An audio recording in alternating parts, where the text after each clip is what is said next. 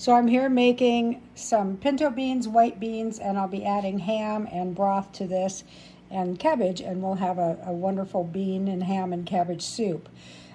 Even though the package says, because I didn't have time to do these overnight, let them soak, the package says bring them to a rapid boil, and then once you get them to a rapid boil, turn off the heat, put a lid on it, let it sit for 2 hours.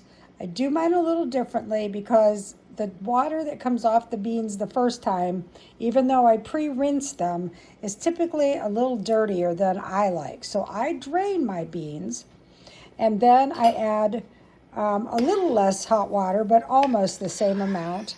And you can see that this water is clean.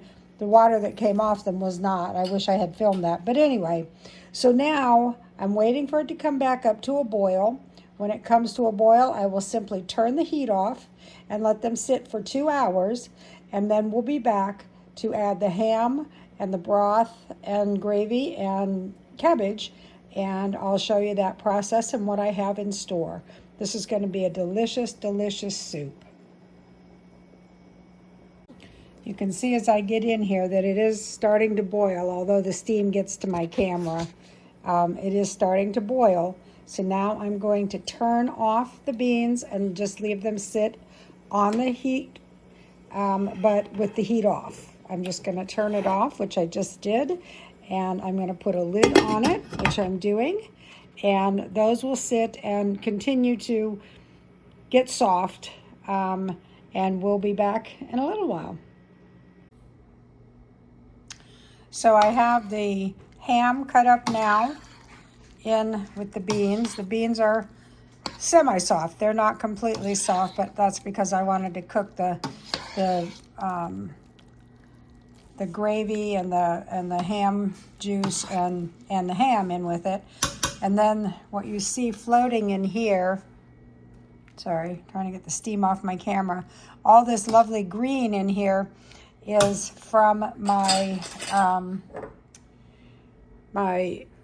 freeze-dried, it's, sorry for the glare, cilantro, garlic, onion, and jalapeno mix that I use in a lot of what I cook.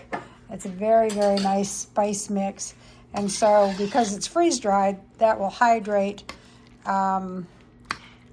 shortly, and it'll mix in really well. And then we'll add the cabbage, and I'll be back to show you that. In the meantime, I am making homemade bread as well. Okay, everything is coming along really, really nicely. I tasted the beans. They're really cooked nicely now. All of the herbs are in there. And so now I'm going to add some shredded cabbage and carrots. So that's what I'm putting in here now. Shredded cabbage.